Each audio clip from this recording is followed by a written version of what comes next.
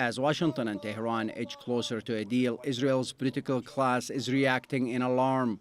From the far right of Prime Minister Benjamin Netanyahu's own coalition to the opposition, the emerging agreement is being condemned as a strategic failure.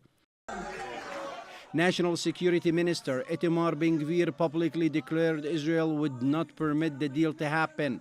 Finance Minister Bezalel Smotrich agreed with him. Meanwhile, Netanyahu himself has taken a careful line, calling it merely a memorandum of understanding and insisting Israel is not a party to it. National Security Minister Itamar Ben-Gvir says the government cannot allow this deal to happen and calls it a threat to the state of Israel.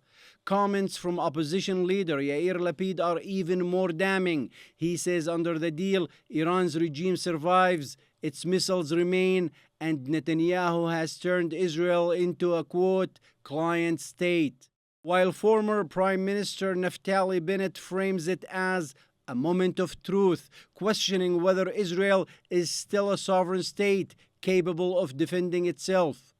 Avigdor Lieberman, former defense minister, goes further, calling any deal with Iran a catastrophe because it leaves the Ayatollahs in power. And head of the National Unity Party, Benny Gantz, who also previously served as defense minister, says halting the fighting in Lebanon was a strategic mistake and one that now needs to be corrected.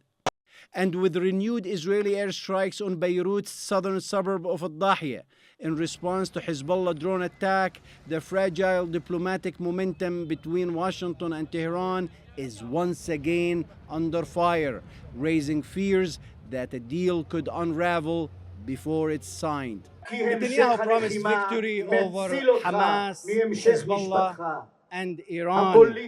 What he's delivered are wars without endings, and now even as a deal with Iran looms, the question for Israelis isn't whether the fighting stops, it's whether he does. And for the people behind me, this is the real fight. Mohammed Al-Qasim, TRT World, Tel Aviv.